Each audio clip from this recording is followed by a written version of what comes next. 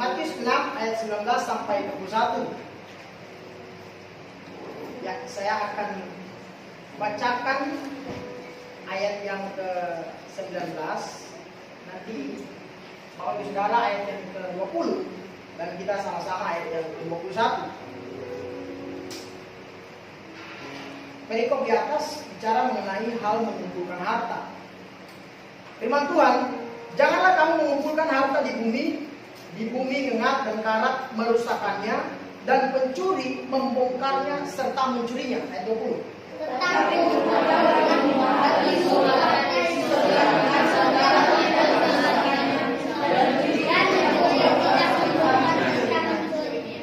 sama-sama ayat 21. Karena di mana saya ulang, karena di mana hartamu berada, di situ juga hatimu berada. Kita siapkan waktu untuk kita merenungkan, kita membaca dengan baik.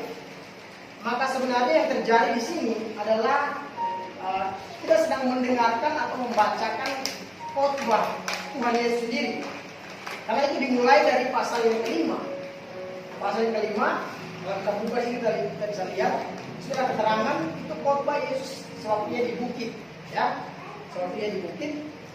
Lalu sampai pada ayat yang pasal yang ke-7. Lalu kita pelajari baik-baik. Di sini sangat jelas bahwa firman Tuhan atau bagian firman ini berbicara mengenai fokus utama, ya, dan fokus utama manusia, ya, fokus manusia. Lalu berbicara juga mengenai kecemasannya, gitu. Kecemasannya akan kebutuhan, ya. Lalu ada juga berbicara mengenai motif yang benar dari iman. Karena di situ ada konteks hati, berbicara tentang hati, ya. Kalau saya mau kutip prakata atau semacam kata pengantar gitu dari seorang penulis namanya Rick Joyner dalam buku Prosperity and the Coming Apocalypse by Jim Packer. Sudah diterjemahkan bunyinya demikian. Boleh kita sama-sama katakan amin, ya. Selamanya hanya ada satu orang yang pesannya sempurna, yaitu Yesus. Dan hanya ada satu buku yang sempurna, yaitu Alkitab. Kalau lompat sama-sama, ya, saya ulang. Selamanya hanya ada satu orang yang pesannya sempurna, yaitu Yesus. Dan selamanya hanya ada satu buku yang sempurna, yaitu Alkitab. Amin. Ini salah satu pernyataan yang doktrinal dan juga mengandung unsur apologetika, ya. Sangat bagus untuk kita. Dan kalau saya ingat satu pepatah kuno mengatakan seperti ini. Hal yang utama adalah menjaga agar hal yang utama tetap menjadi hal yang terutama. Maka firman Tuhan yang hari ini saya sampaikan, saya kasih judul yang cukup ringan saja, karena sudah jelas juga, kumpulkan harta di sorga. Sekali lagi saya katakan, judulnya adalah kumpulkan harta di sorga. Boleh katakan amin? Sekali lagi saya bilang tadi, pepatah kuno mengatakan hal yang utama adalah menjaga agar hal yang terutama tetap menjadi yang terutama. Yang terutama. Oleh karena itu, setiap orang Kristen yang sejati yang hidup mengutamakan Tuhan Yesus pasti bisa mengumpulkan harta surgawi. Setiap orang Kristen yang sejati yang hidup mengandalkan dan percaya kepada Yesus pasti bisa mengumpulkan harta surgawi. Pertanyaannya bagi kita, mengapa kita harus mengumpulkan harta surgawi? Ya, mengapa kita harus mengumpulkan harta surgawi? Ya. Coba kita lihat ayat yang 19. Ya, ayat yang 19. Saya minta Putri suaranya kencang bacakan ayat itu. Ya, ayat yang 19 tadi. Demikian firman Tuhan, janganlah kamu mengumpulkan harta di bumi ngengat dan karat merusakannya, dan pencuri membongkar serta mencurinya. Kira-kira ada ada 2 poin plus 1 poin bonus yang akan kita pelajari hari ini. Tadi firman Tuhan berkata bahwa janganlah kamu mengumpulkan harta di bumi ngengat dan karat merusakannya dan pencuri membongkar serta mencurinya. Artinya apa? Artinya pada poin yang pertama bisa dikatakan bahwa karena harta duniawi sifatnya temporer. Apa itu temporer? Temporer artinya sementara, tidak permanen, tidak kekal. Bapak Ibu Saudara, kata karat yang dalam bahasa Yunaninya artinya brosis, bro dan sis ya, itu diterjemahkan menjadi yang memakan. Bisa juga diterjemahkan sebagai kata cacing ya, binatang cacing itu. Jadi konteks saat itu orang Farisi itu menganggap bahwa kesalehan mereka dan ketaatan mereka terhadap hukum Taurat itu akan menghasilkan kekayaan atau harta yang duniawi. Makanya di sini firman Tuhan dengan jelas, tadi saya sudah sampaikan bahwa kata yang dipakai dengan kata karat itu adalah proses, artinya yang memakan atau cacing. Kita bisa mengimajinasikan di kepala kita ya. Jadi kalau kita gabung itu cacing yang memakan, kira-kira gitu. Kalau artinya kita gabung ya, dua pengertian itu. Jadi kita nggak akan bisa untuk mengumpulkan apa yang kita anggap sebagai pegangan kita, harta yang bisa kita andalkan ya. Lalu coba kita baca dan kita bandingkan dengan hal kekhawatiran di next perikop, situ ya. Kalau kita baca mulai dari ayat yang ke-25, saya bacakan saja. Karena itu aku berkata kepadamu, janganlah khawatir akan hidupmu, akan apa yang hendak kamu makan atau minum, dan janganlah kamu khawatir akan tubuhmu, akan apa yang hendak kamu pakai. Bukankah hidup itu lebih penting daripada makanan, dan tubuh itu lebih penting daripada pakaian? Ya, ini sebuah pertanyaan buat kita. Karena kita kan salah kaprah ya, kita salah kaprah. Kita menganggap bahwa untuk menjadi ya, jangan sampai kita tergoda dengan apa yang disebut dengan teologi kemakmuran itu ya. Dia kayak kita sukses atau kita berhasil, kita harus bisa makan enak gitu ya, segala sesuatu ditakar dari situ. Foto di apa tempat makan yang bagus gitu ya. Kalau sini sih enggak ya, kita masih senang makan di rumah. Cuman saya kasih gambaran saja. Pada prinsipnya hidup kita lebih penting daripada apa yang kita makan. Boleh katakan amin? Dan tubuh kita lebih penting daripada apa yang kita pakai. Ya, itu prinsipnya. Jadi jika ada yang bertanya dan bersungut-sungut, mulai bersungut-sungut, firman Allah di situ menjawab bahwa semuanya itu dicari oleh bangsa-bangsa yang tidak mengenal Allah. Artinya apa? Kita sebagai orang percaya, kita tahu di situ ada sebuah ilustrasi tentang bagaimana burung yang dipelihara, bunga bakung yang didandani sedemikian rupa, cantiknya bahkan melebihi daripada Salomo. Ya, diilustrasikan seperti itu, digambarkan seperti itu. Jadi kalau kita hari-hari ini memang kita perlu akui ya, saya pribadi juga, lockdown ini buat kita yang di sana yang kerjanya harus sedikit ya Tuhan, haleluya gitu ya. Di sini mungkin nggak terlalu berdampak, tapi Jakarta tuh terasa sekali. Ya. Dan orang harus bergumul dengan kebutuhan. Yang kemarinnya punya kebutuhan untuk mencukupi dan ini bekerja bisa menghasilkan sesuatu, lalu membeli sesuatu atau kebutuhan yang diperlukan. Sekarang kita seperti dikondisikan oleh Tuhan untuk kita cuma mengandalkan Dia. Boleh katakan amin? Amin. Kita seperti dikondisikan oleh Tuhan bagaimana kita hidup dengan hikmat Allah seperti itu. Jangan kita lagi beli makan mahal yang enak-enak gitu ya, foto-foto di tempat-tempat yang bagus. Tapi uang itu kita manage dengan baik, ya, sehingga kita bisa mengelola dengan baik untuk kebutuhan yang penting, yang sangat kita butuhkan dalam kehidupan kita. Itu jadi sesuatu hal yang sangat menarik, ya. Lalu di situ firman Allah menggambarkan bahwa orang yang kira-kira seperti ini. Di situ kan bilang hal seperti dialog dengan Tuhan. Lalu apa yang kami makan, apa yang kami pakai, apa yang kami minum, kira-kira kayak gitu, ya. Bapak saudara, kalau hari-hari ini kita masih ada dalam posisi itu, saya harap enggak. Kenapa?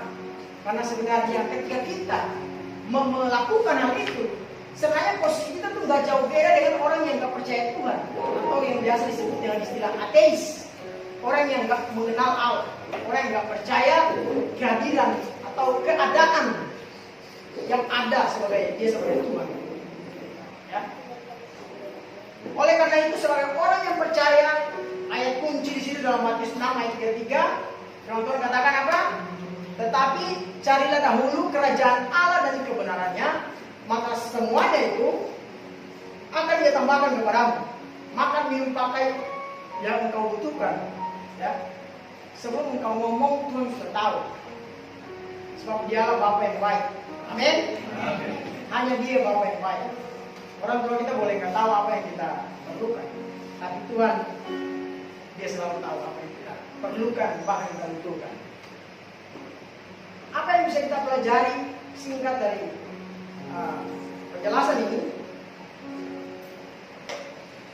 yaitu jangan kita bangga apalagi sengaja memamerkan apa yang kita punya, ya. Jangan kita bangga apalagi sengaja memamerkan apa yang kita punya. Kalau kita punya sesuatu yang bagus, ya, itu, ya biar kita aja yang tahu lah, ya. Amin. Jangan kita ngomong sana ngomong sini, diam saja. Kalau itu berkat Tuhan juga, benar berkat Tuhan pasti. Lalu yang kedua, jangan andalkan usaha atau pekerjaan kita hingga kita lupa akan Tuhan. Amin. Jangan andalkan pekerjaan kita. Kemarin satu cerita yang sudah disampaikan oleh Ibu Gembala dalam khotbahnya, entah kemarin atau yang kemarinnya lagi, itu bicara mengenai bagaimana orang-orang yang punya usaha, mereka minjem duit, mereka bangun usaha. Karena sekarang lagi di lockdown dan tidak ada investasi barangkali yang masuk, saya nggak bisa jelasin secara teknis. Pemahaman saya seperti itu. Lalu mereka mulai kehilangan pemasukan untuk membayar. Syukur kepada Allah, kita bukan orang yang berhutang. Amin. Kalau ada yang berhutang di antara kita, mari kita lunaskan. Katakan amin juga. Ya, itu kan tanggung jawab kita. Jadi yang Tuhan inginkan, tadi saya bilang, seolah seperti kita dikondisikan oleh Tuhan untuk kita jangan mengandalkan pekerjaan kita, jangan kita mengandalkan pemasukan, ya, gaji kita, upah, ya. Tapi kita hari ini dikondisikan Tuhan untuk kita mengingat akan Dia, ya. Kita mengingat akan Dia. Jangan lupa kepada Penciptamu. Tadinya saya mau bicara juga mengenai, karena kayak kena sedikit juga, ya, mengenai carilah Tuhan maka engkau akan hidup. Wah, itu dalam konteks perjanjian lama lebih seru, lebih asik lagi.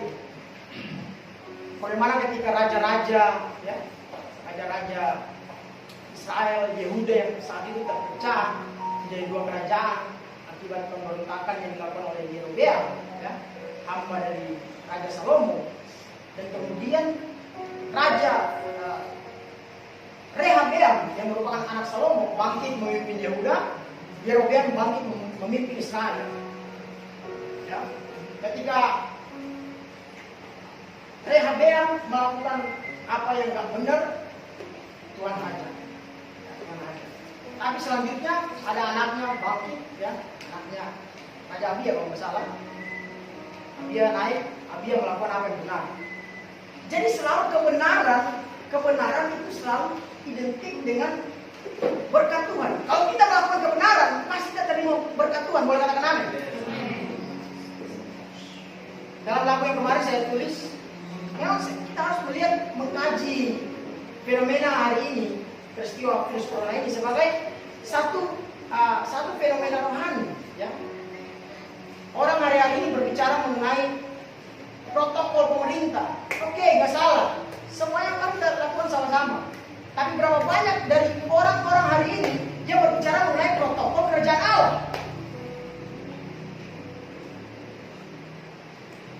Jarang sekali saya lihat. Bahkan seperti kita tahu bahwa bangsa kita adalah bangsa yang menjunjung nilai-nilai, ya, Pancasila, yang diawali dengan sila ketuhanan yang Maha Esa. Kita percaya pada Tuhan dan percaya pada kuasa Tuhan. Kira-kira seperti itu pemahaman praktisnya. Tapi jangan tuh ada kampanye, ya. Saya juga akhir ini udah malas nonton berita kan.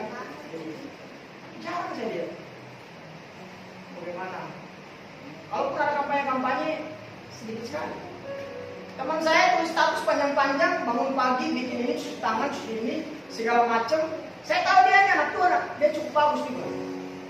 Lalu saya sengaja komen itu sekitar ada berapa list? Mungkin kurang lebih 20 ya, 15 sampai 20. Barangkali seperti itu.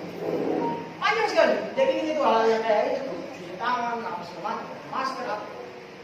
Lalu saya tanya ke dia gini, di mana doa? Di mana baca firman Allah? Di mana bagian itu? Saya nggak lihat itu di dalam daftar yang sudah tulis. Sebab saya tahu di orang dia suka berdoa. Barangkali suka juga baca firman Tuhan. Lalu jawabannya ada, saya lakukan tapi saya nggak masukin. Kenapa kita mesti malu? Kenapa kita mesti malu? Justru saat dan hari ini kita harus tampil sebagai orang yang beriman. Katakan amin. Sebagai orang-orang yang beriman. Iman kita harus ditunjukkan kepada dunia ini. Karena kan di pasal sebelumnya ya, kalau ada cahaya ya, menyalakan pelita itu nggak mungkin taruh di bawah kanan. Pasti taruh di atas kaki dia supaya cahaya itu tenang nampak. Itulah kita. Makanya saya hari ini ya, saya lihat juga Lidia juga banyak posting mengenai firman ya. Saya posting persekutuan. Karena fenomena ini harus terlawan dengan bukan saja dengan apa yang dianjurkan oleh pemerintah, tetapi apa yang juga dianjurkan oleh firman Tuhan. Carilah Tuhan maka engkau hidup. Katakan amin. Amin. Firman Tuhan. Saya takutnya kita jadi orang beragama tapi nggak bertuhan. Itu yang saya takutkan. Lalu yang ketiga, sebagai orang percaya jangan fokus pada materi saja. Ya, materi saja. Hari ini orang mulai disadarkan kan akan yang penting itu memang hidup. Bagaimana kita hidup dulu, kan? Yang belanja online pasti udah jarang, ya.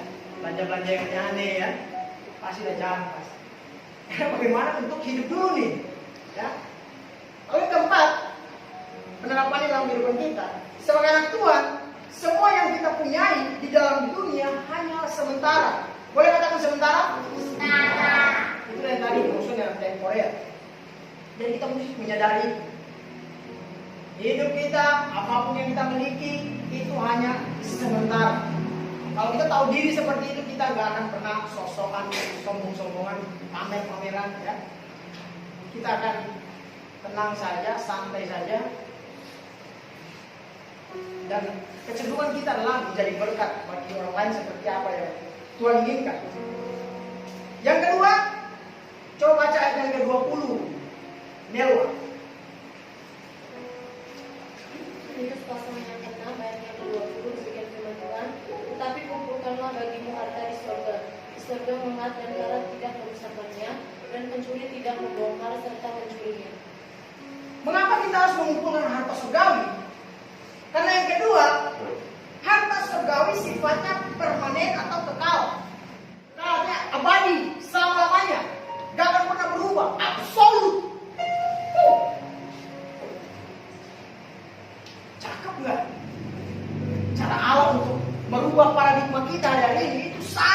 biasa.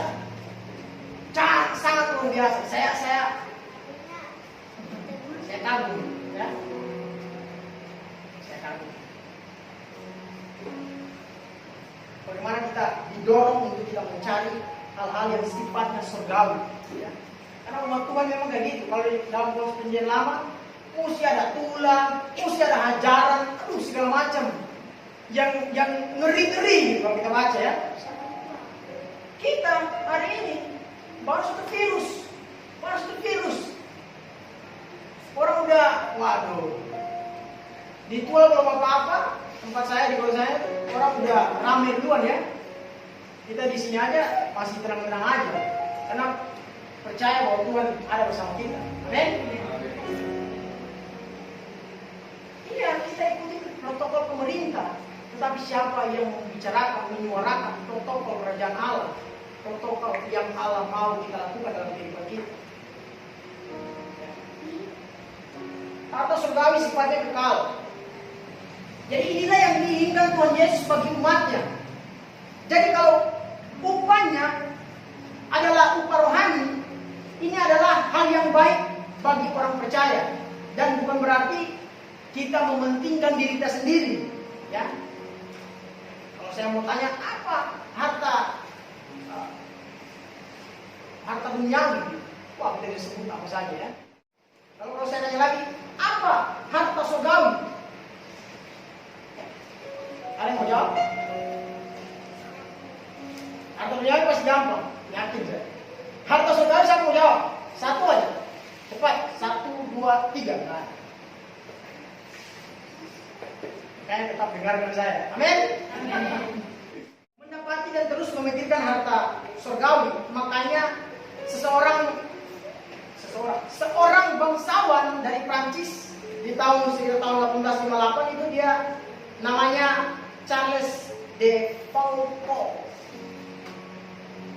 Seorang bangsawan itu yang awalnya dia lahir dalam keluarga bangsawan, tetapi beberapa waktu kemudian ibunya meninggal, lalu 5 bulan kemudian lagi papanya meninggal. Dia hidup sebatang kara, hanya ditemani oleh sang kakek, ya. Tumbuh besar, ya, kenalan dengan satu orang sepupunya, lalu dia anggap sebagai saudaranya, karena saudara dianggap seperti ibunya. Sepupunya cewek, tapi ketika sepupunya menikah, dia galau. Dia orang yang penyendiri, berhalau, ya, gak bisa lagi bergaul. Sepupunya menikah, tinggalkan dia. Ketika dia mulai besar, hidup baik-baik karena kakeknya kan ada harta warisan. Jadi dia hidup baik-baik, gak bikin skandal apa-apa, ya. Hidup pokoknya jadi anak baik-baik.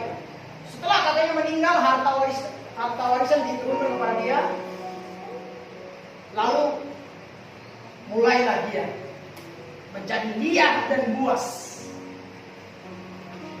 Seorang yang pendiam, pemalu, yang suka menutup diri. Karena banyak harta, mulai cari kesenangan, mulai cari cewek, jadi playboy, bukan cap tikus. Ini bangsawan soalnya. Jadi playboy, ya, sana sini. Lalu dia ikut akademi militer, masuk, ya. Habis latihan pulang makan mewah, wow, sampai badannya gendut. Satu waktu dia pergi ke daerah Timur Tengah sana, hobinya kayak traveling gitu, ya, jalan-jalan gitu. Pada satu waktu ketika dia merasa bahwa harta ini gak bisa puaskan saya begitu kosong, ya. Dan ketika saya baca kisah ini, saya rasakan ini seperti apa yang saya rasakan juga saat itu sebelum saya bertobat. Kita mencari segala sesuatu di dunia ini untuk mengisi kekosongan di hati ini, tapi nggak bisa. Bahkan seluruh dunia ini nggak akan bisa mengisi kekosongan hati kita. Karena kenapa? Tempat itu adalah milik Allah, milik Tuhan Yesus. Katakan amin. Kita nggak akan bisa. Sampai saya putuskan untuk bertobat terima Yesus. Charles juga sama. Bapak saudara, seorang bangsawan yang luar biasa akhirnya memutuskan menjadi seorang biarawan. Yang tugasnya apa? Setiap pagi bawa air dengan pakaian yang ya gitu seadanya. Tapi satu pernyataannya yang menarik. Ya, ada satu pernyataannya yang sangat menarik. Dia bilang seperti ini. Tidak perlu apa-apa kecuali Yesus. Kita harus lebih taat kepada Injil, karena dengan Injil itu kita akan diadili nanti. Perhatikan kata-katanya. Tidak perlu apa-apa kecuali Yesus. Kalau saya yang ngomong, Bapak Ibu Saudara, ya memang karena saya nggak punya apa-apa. Ya, saya nggak punya apa-apa. Siapa saya? Tapi kalau seorang bangsawan yang ngomong, yang punya harta, yang hidup dalam kemewahan, ya, kemegahan, kenikmatan duniawi yang dia bisa ambil dan dia bisa beli, ini adalah sesuatu yang sukar untuk diterima. Akhirnya ia memutuskan menjadi seorang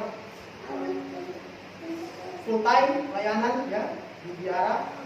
Dia bangun tempat, lalu mendirikan tempat-tempat yang seperti peribadatan yang sangat ketat dalam hal kerohanian. Beliau dijuluki sebagai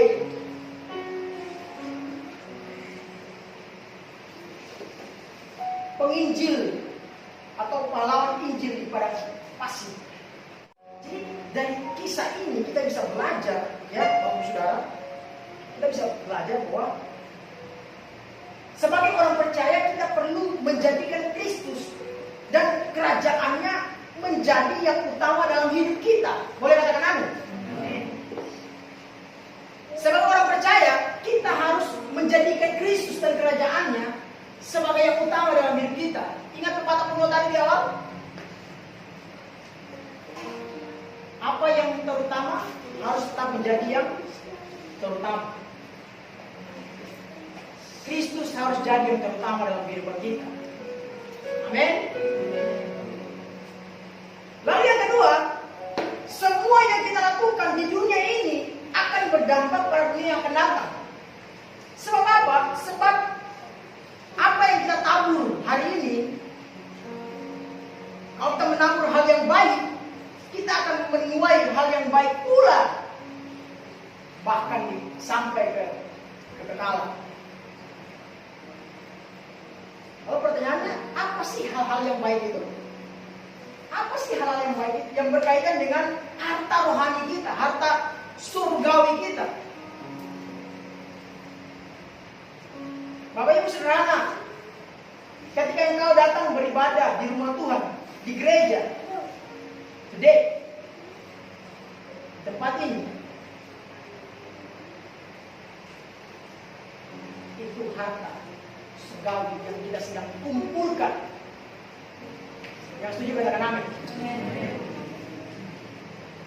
Ketika kita datang simple, datang ke tempat ini, kita beribadah bersama-sama bersekutu, kita sedang mengumpulkan harta di surga.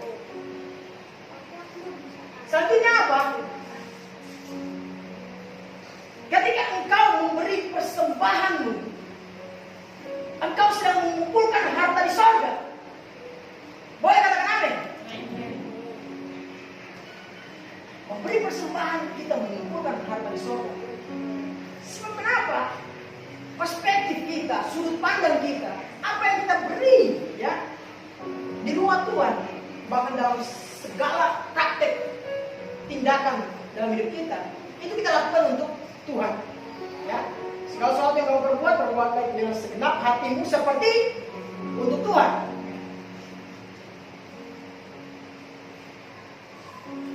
Lalu selanjutnya, ketika kita berdoa, kita sedang mengumpulkan harta di surga.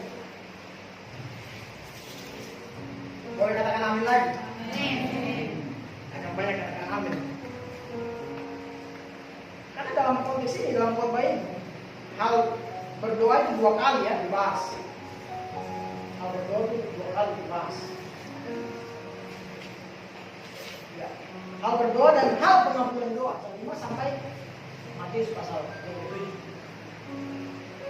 Selanjutnya apa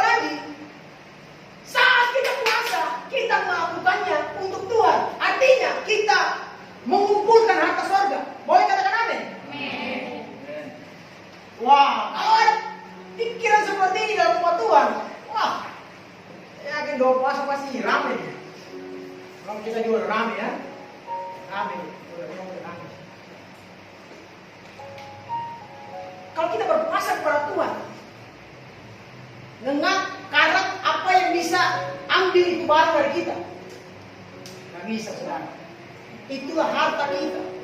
Kalau kita berdoa kepada Allah, iman kita bangkit. Apa yang bisa diambil? Ingatan karat, bisa makan.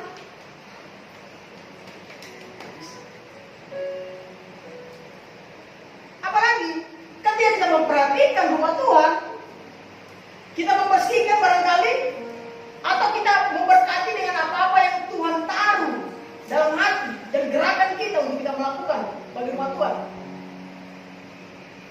Itu kita mengumpulkan harta di surga. Kita mengumpulkan harta di surga. Makanya kemarin dalam sharing itu Pak Teksyu mana ya? Nggak ada ya? Pak Teksyu itu bilang, oh nggak ada ya? Pak Teksyu bilang, kita kalau kita diberkati Tuhan, kita harus memberkati pekerjaan Tuhan. Yes, itu benar sekali. Karena itu kita sedang melakukan untuk Tuhan, dan pada saat yang sama kita mengumpulkan harta di surga.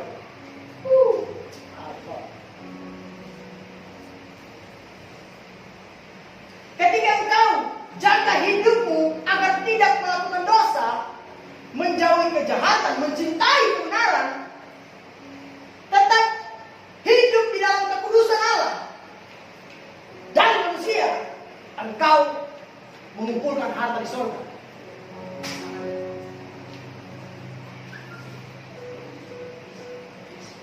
Ini prinsip kita. Ini prinsip kita. Ya.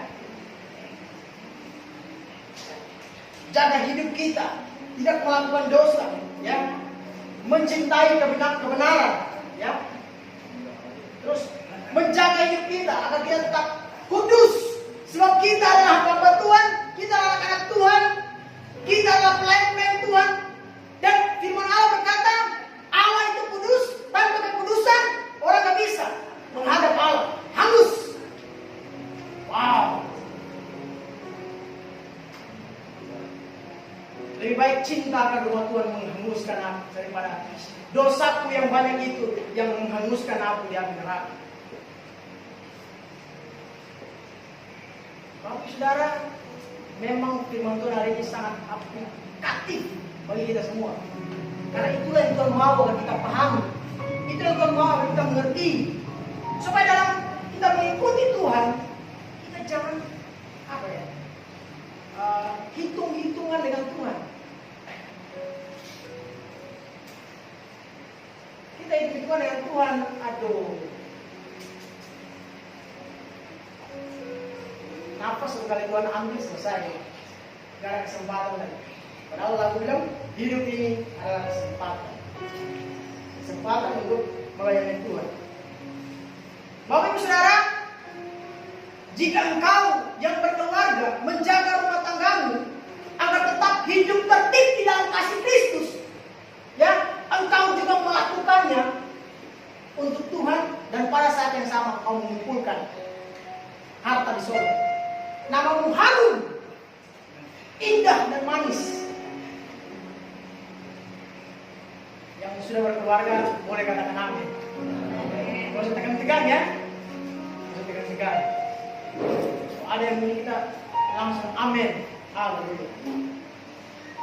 Selanjutnya, sebagai orang tua dalam mendidik anak-anak perlu rasa takut akan Tuhan. Kenapa? Karena rasa takut akan Tuhan itu mendatangkan hikmat, mendatangkan kebijaksanaan.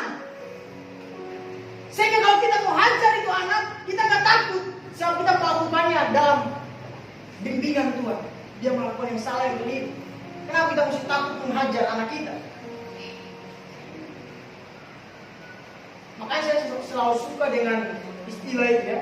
Bambu yang muda itu harus kalau dia bengkok harus diluruskan dari dia masih muda. Karena kalau dia udah tua, kita mau luruskan dia hancur ya, patah. Kalau kita mau bengkokkan dia, ya bengkokkan juga dari muda. Nanti dia ikut. anak-anak di tempat ini.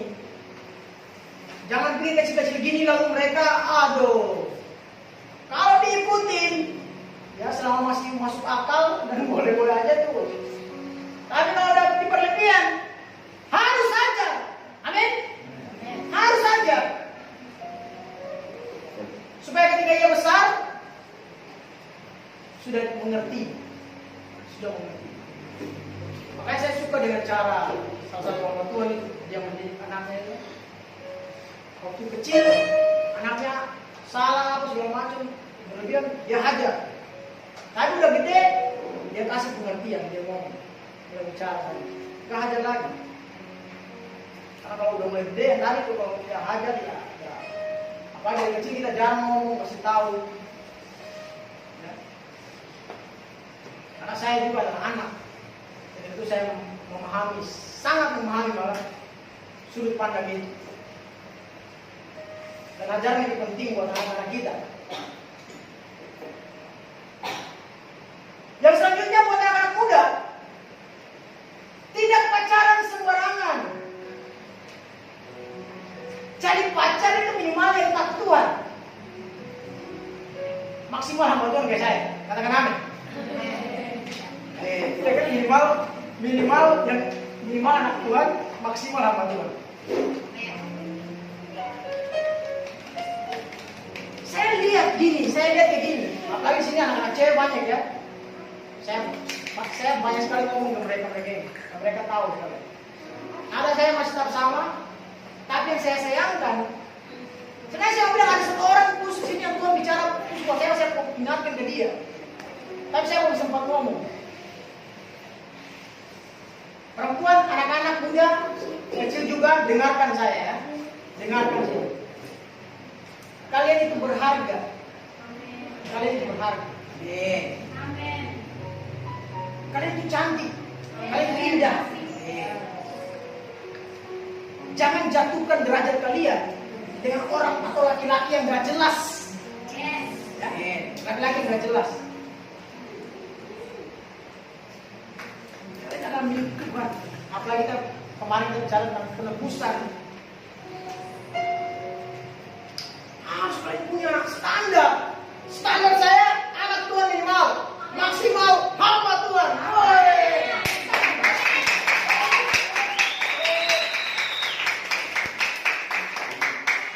Jadi anak cewek kan banyak kan. Dan saya berdoa biar kalian sesuai dapat yang seperti ini. Amin. Karena saya mau bilang kayak gini. Kadang-kala ya kita mau kasih sedikit pandangan yang lain juga. Kadang-kala yang hamba yang anak-anak Tuhan saja kadang-kala tuh masih nggak benar, ya itu faktanya itu.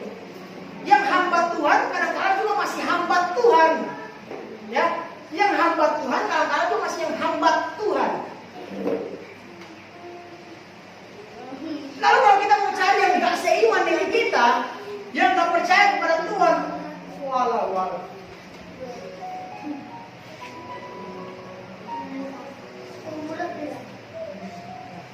Jangan. Saya baik satu tokoh wanita, cewek pas. Dia punya panggilan karunia luar biasa, cewek. Tapi karena apa? Menikah salah pilih pasangan hidup. Suaminya nggak dukung dia dalam pelayanan. Wah, luar biasa pelayanan. Penulis hebat. Akhirnya bercerai dengan suaminya. Kalau menikah dengan yang bisa saya terjemahkan sebagai orang yang Tuhan yang kasih buat dia. Jadi kadang-kala perlu kesabaran ya. Anak-anak muda santai saja. Kalian lihat saya santai ya. Bahkan terlalu santai. Dan kalau ada yang mau ganggu saya tahu apa yang saya lakukan. Ada saya Lydia yang paling suka ya. Putri juga kayaknya, sedikit juga ya. Apalagi yang, tante nih,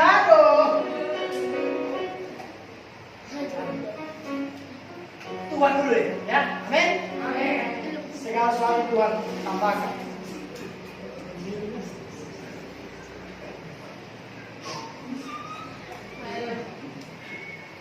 Ya. Jadi para wanita, anak-anak muda yang cowok juga, ya, jangan sembarangan ya, jangan liar kalian. Dia sangat cantik.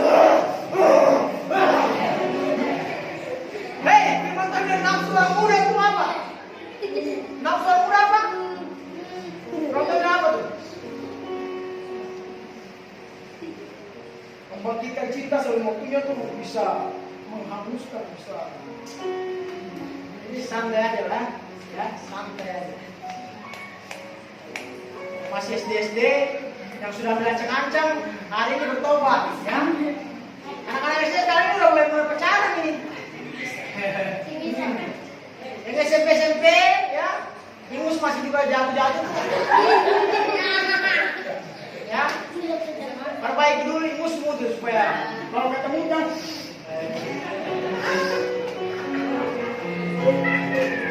Syukur kalau gitu, kalau jatuh.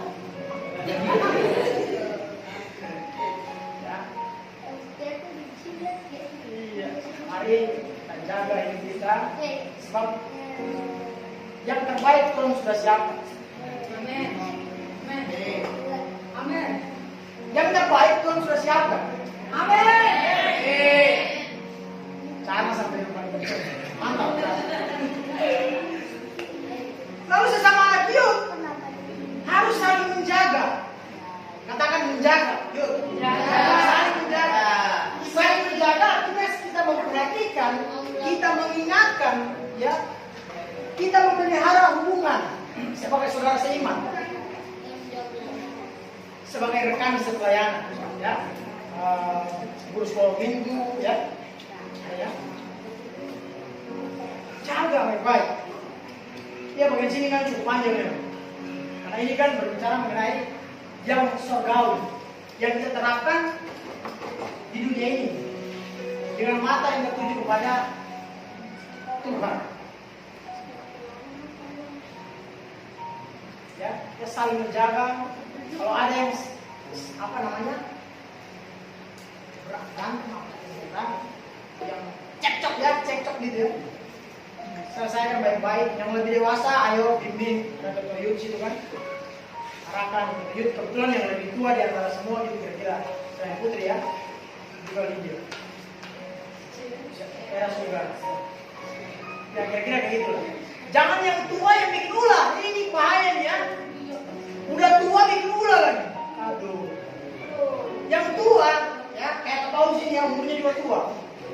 Ini harus dari teladan jadi contoh.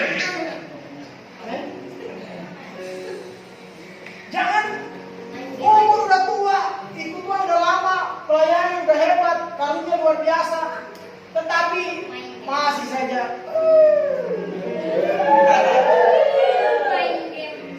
biasanya kayak banyak. Kalau Paulus dibully seneng ya. Jadi kita yang tua-tua nih ya, saya juga bilang diri saya sendiri juga ya, tahu diri lah ya. Memang kita kadang-kala lost control ya, tapi ya kalau kita ingat baik-baik memperbaiki diri.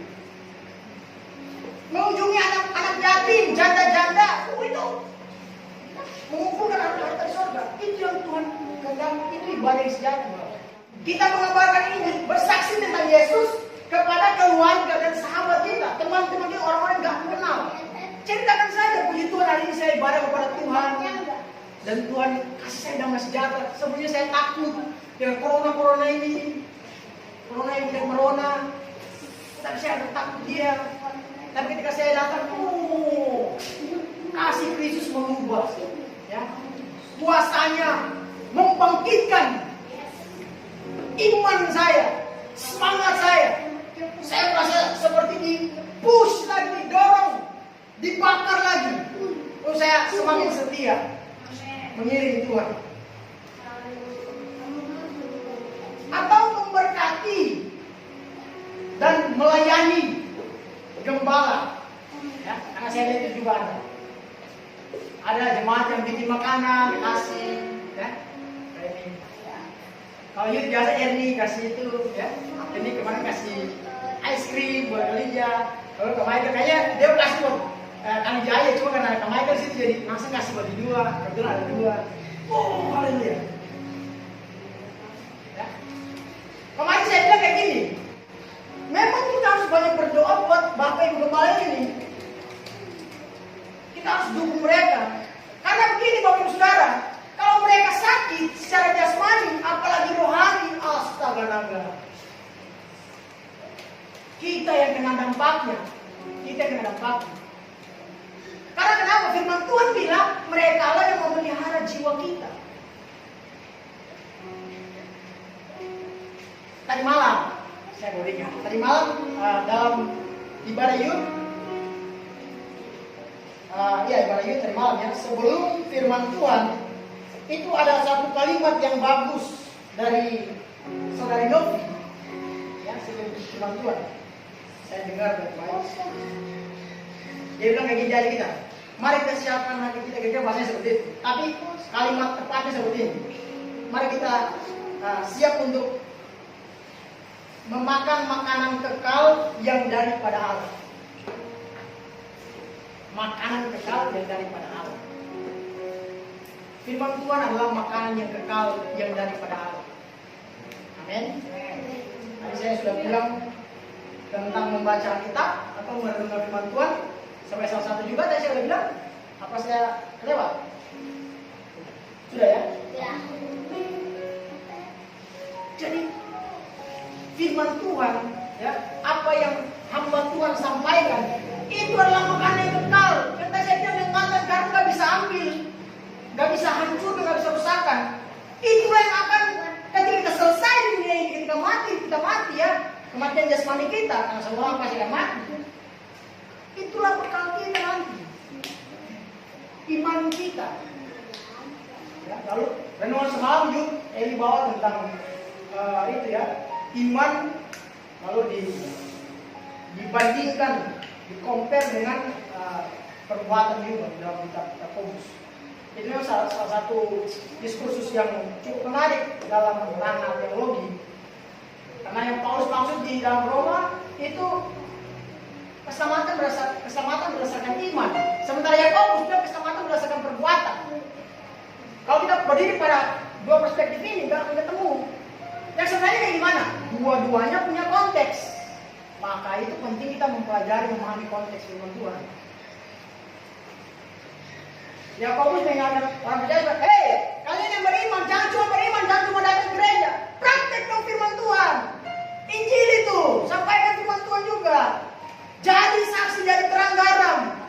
Jangan udah daripada habis ibadah gereja ini pulang lalu ngomongin orang sana. Wah, ini bukan orang yang nggak jadi berkat. Perbuatan harus selaras dengan iman kita. Sementara Paulus di sini dalam Roma, Paulus bilang, kalian orang-orang Israel ya, yang kecenderungannya fokus kepada hukum Taurat. Kalian harus beriman kepada Tuhan. Karena keselamatan itu dimulai dari iman kita.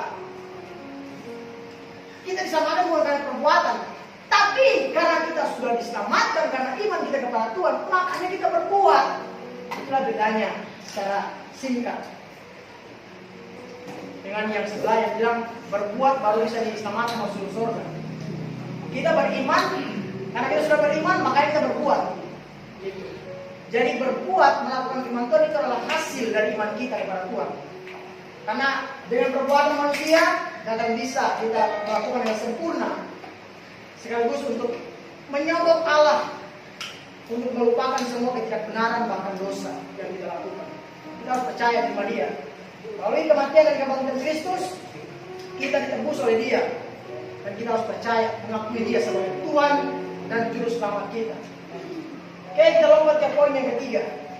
Nah, baca ke ayat yang ke 21.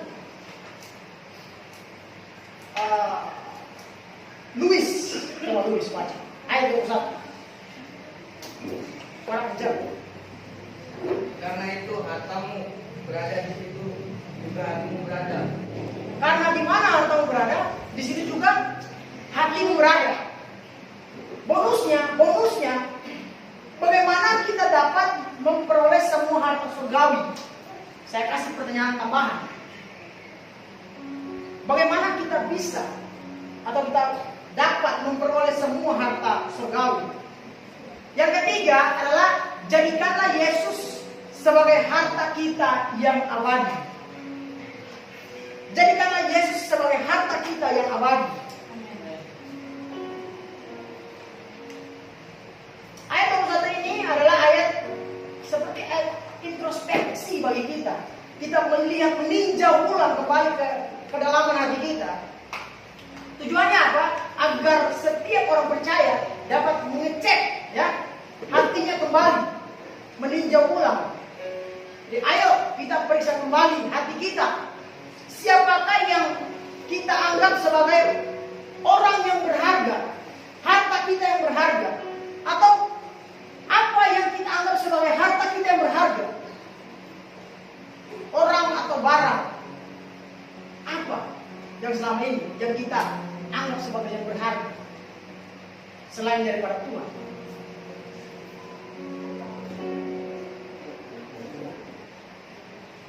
Ada seorang tokoh, seorang kritikus seni terkemuka di Inggris, ya. Kritikus seni terkemuka di Inggris dan sekaligus menjadi seorang pemikir sosial yang sangat dermawan. Dia berkata begini nih, Tuhan akan mentolerir adanya banyak hal dalam hati manusia. Jadi ada toleransi dari Allah kepada kita kalau ada banyak hal di dalam hati kita. Tapi hanya ada satu hal, hanya ada satu hal yang tidak dapat ditoleransi oleh Tuhan, yang tidak dapat diterima oleh Tuhan, yaitu tempat kedua dalam hati. Tuhan gak akan pernah bisa menerima kita menjadikan Dia sebagai yang kedua di dalam hati kita.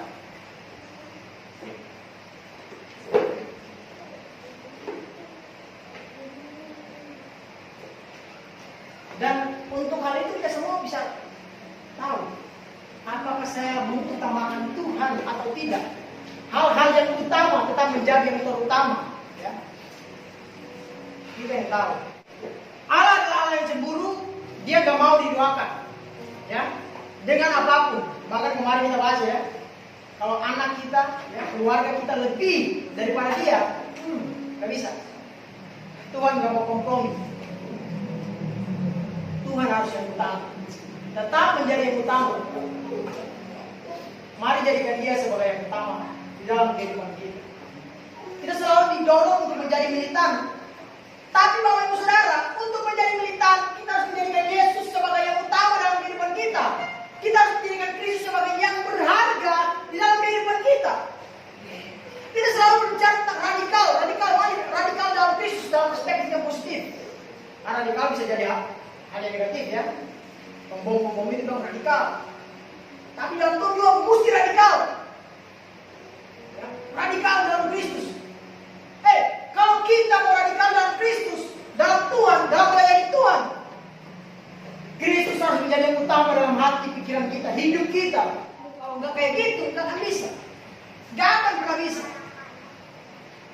Oleh karenanya, jadikan Dia sebagai yang utama, yang terutama dalam hidup kita, dalam hati kita.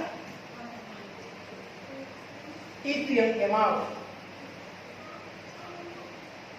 Di dalam momentum yang sangat penting bagi dunia dan iman Kristen, kita patut untuk menaikkan puji syukur kita kepada Allah, ya. Karena lewat peristiwa ini, lewat kematian Yesus yang kemarin kita peringati, ya, Dia datang sebagai juru selamat kita. Dia mendamaikan kita dengan Allah. Dia menghapus dosa kita. Dia mendamaikan kita dengan Allah. Bagi kita yang percaya. Lalu ketika Dia bangkit sebagai Tuhan yang berkuasa. Dia bangkit sebagai Raja. Karena Dia Tuhan, karena Dia Allah. Mau gak bisa ketang Dia harus bangkit. Makanya Paulus katakan, kalau Kristus yang kami beritakan ini tidak bangkit, maka sia-sialah pemberitaan kami.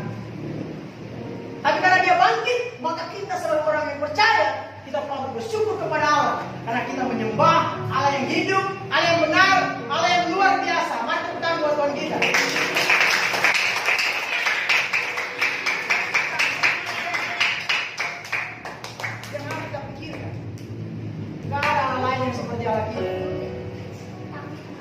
yang rela mati bagi kita.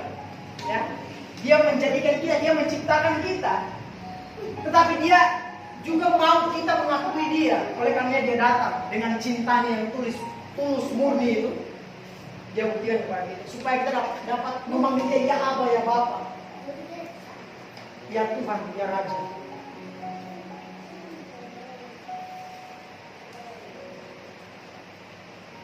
Melalui mulut yang mengaku, hati yang percaya, kita beroleh pengampunan dosa, kita beroleh keselamatan. Dan hari ini keselamatan yang Ia berikan itulah harta kita yang berharga, harta kerajaan surga. Tapi firman Tuhan ingatkan bahwa keselamatan yang kita peroleh harus kita kerjakan, ya, dengan takut dan gentar kepada Tuhan. Jangan, saya sudah percaya, saya sudah terima Yesus. Awal-awal bagus, wah waktu suamiku bagus, gue awal ini, oke. Tapi makin ke sini mulai kenal sana virus-virus dosa. Ya, ini orangnya hidup tapi dia udah mati. Orangnya hidup tapi dia udah mati. Dan kematian rohani itu yang paling menakutkan dalam kehidupan orang percaya. Bukan kematian jasmani. Katakan amin. Jangan takut terhadap kematian jasmani. Sebab kalau aku mati atau aku hidup untuk Tuhan. Itu prinsipnya. Kalau kita percaya dengan Tuhan, semua Tuhan bisa lakukan. Nggak ada yang mustahil bagi Tuhan. Jadikan Yesus sebagai pusat sentral hidup kita. Dia yang berharga. Dia segalanya. Yesus telah melakukan segalanya bagi kita, agar kita menjadikan dia segala-galanya dalam hidup kita. Yesus melakukan segalanya bagi kita, agar kita mengakui dia dan menjadikan dia segala-galanya dalam hidup kita. Itu yang Tuhan mau. Mari kita lakukan, mari kita kerjakan. Jadikan Yesus yang utama dalam kehidupan kita. Jangan gantikan dia dengan siapapun. Tidak akan pernah bisa. Tidak akan pernah bisa. Tidak akan pernah mampu. Wanita cantik, pacar yang ganteng, harta melimpah. Tidak akan pernah bisa. Hanya Yesus. Makanya lakukan karya terbesar dalam hidupku, pengorbanan yang sangat ganda, engkaulah harta yang tak ternilai, yang ku miliki dan ku hargai. Yesus engkau ku kagumi. Engkaulah harta yang tak ternilai.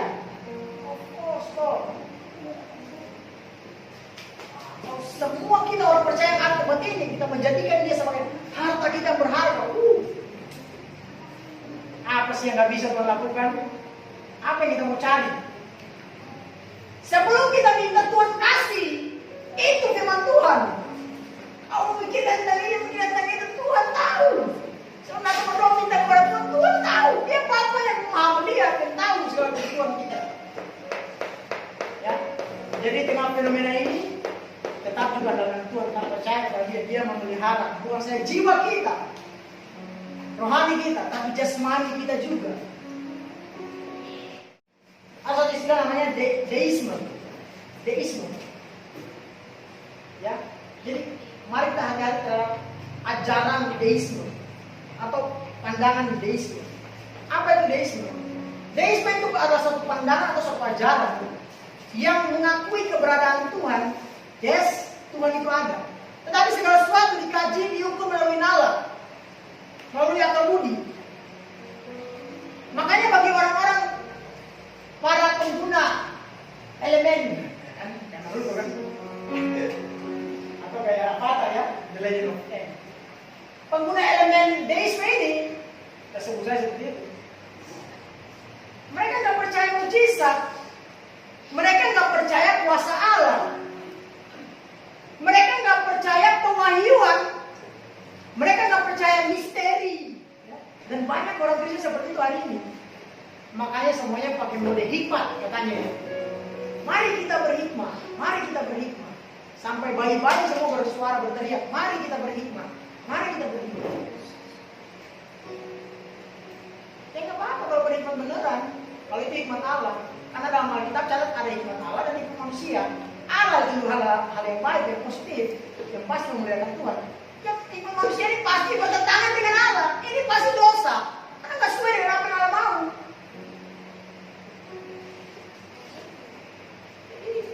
Hati-hati dengan klaim hikmat itu. Saya nggak berani klaim ini. Yang saya berani adalah sampaikan apa yang Tuhan mau disampaikan, apa yang Alkitab catat di sini. Wahyu yang sudah selesai. Hati-hati dengan deisme, ya, deisme. Percaya, mengakui keberadaan Tuhan, tetapi nggak percaya mujizat. Kita percaya, firman Tuhan bilang ini, segala sesuatu terjadi melalui imanmu, iman saya dan saudara. Apa yang kita imani, kita dapat. Barang siapa tahu kehilangan nyawanya, ia akan kehilangan nyawanya. Karena Bapak Ibu Saudara, hari-hari ini banyak orang beragama tapi nggak bertuhan. Banyak orang beragama tapi nggak bertuhan. Hati-hati.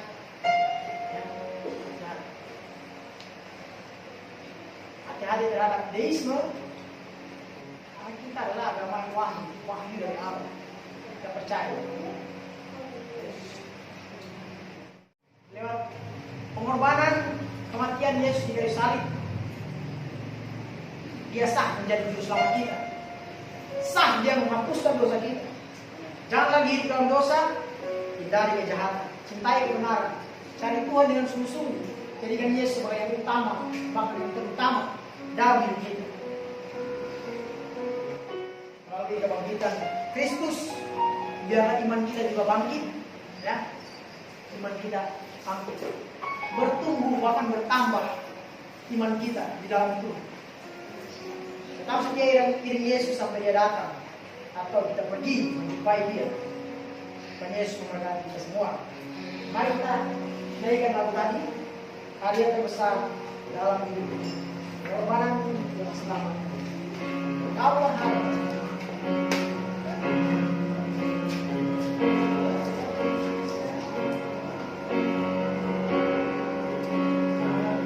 Terbesar dalam hidup